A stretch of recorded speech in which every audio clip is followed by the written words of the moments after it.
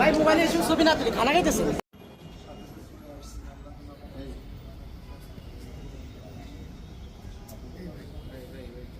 ছবি কেউ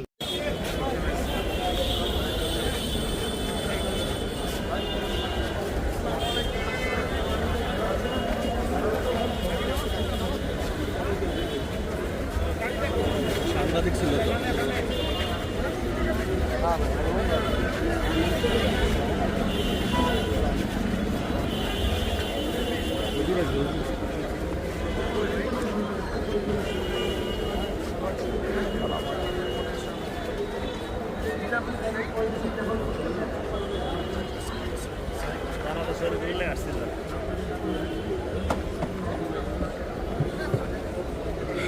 বিচার হওয়া দরকার এবং আমি সবাইকে অনুরোধ করব, প্রশাসনকে অনুরোধ করব যেন উত্তপ্ত পরিবেশ সৃষ্টি হওয়ার আগেই এটা তদন্তের ভিত্তিতে আসামিদেরকে গ্রেফতার করা হোক এবং বিচারের আওতায় আনা হোক।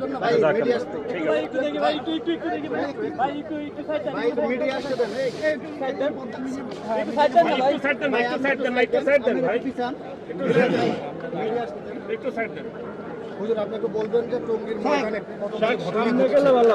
জাতীয় মিডিয়াগুলো সামনে দাঁড়ানো, জাতীয় মিডিয়াগুলো সামনে দাঁড়ানো, জাতীয় মিডিয়া জাতীয় মিডিয়াগুলো আমি মনে করি এটা সাবাইদের কাজ। যেরকম জঙ্গে জামালের মধ্যে সাবাইরা উভয় গ্রুপের মধ্যে আক্রমণ করেছিল, আমি মনে করি এটা সাবাইদের কাজ। যারা দোষী সঠিক তদন্তের ভিত্তিতে, নিরপেক্ষ তদন্তের ভিত্তিতে আসামিদের গ্রেফতার করা হোক এবং তাদেরকে বিচারের আওতায় আনা হোক, এটা আমি দাবি করি। এবং আমি চাই যে সরকার ভূমিকা রেখে এই উভয়ের মধ্যে সমাধানের যে পদ্ধতি আছে সেই পদ্ধতি অ্যাপ্লাই করার মধ্যে সুস্থ তদন্তের ভিত্তিতে সবাইকে সুন্দর একটা জীবনযাপন করেন এবং দিনে দাওয়াত দেওয়ার একটা ব্যবস্থা করেন। দেশবাসীর মধ্যে কিন্তু আমরা সবাই জানি যে তাবলীগ তারা দাওয়াতি কাজ করে, ইসলাম প্রচারের ভূমিকা রাখে। তো সেক্ষেত্রে এরকম একটা ঘটনা এটাকে মুসলিম সমাজের জন্য, দেশবাসীর জন্য কোনো খারাপ বার্তা দিচ্ছে কিনা? আমি তো আগেই বলছি এটা সাবাইদের কাজ। যেরকম জঙ্গে জামালে উভয় পক্ষ ঘুমিয়েছিল, সাবাইরা রাত্রে উভয় পক্ষের উপর আক্রমণ করেছে, আমি মনে করি এটাও সাবাইদেরই কাজ। এটা ইসলামের দুশ্মনরা এই কাজটা করতে হয়েছে। এক্ষেত্রে করণীয় কি? করণীয় এটা সুস্থ তদন্তের ভিত্তিতে যারা দোষী তাদেরকে গ্রেফতার করতে হবে, বিচারের আওতায় আনতে হবে এবং সমাধান করতে হবে। দুই পক্ষের জন্য আপনার কোনো বার্তা আছে কি? উভয় পক্ষকে সহনশীল হতে হবে এবং আমি মনে করি মারামারির মধ্যে সমাধান না, বরং আপোসের মধ্যে বৈঠক করে সমাধানের চেষ্টা করবে। যার যদি ত্রুটি আছে হক্কানি ওলামায়ে কেরাম যে নির্দেশনা করবেন সেই নির্দেশ অনুযায়ী যদি চলতে পারি তাহলে এটা সমাধানের ব্যবস্থা আমাদের কোনো সমাধান হয়।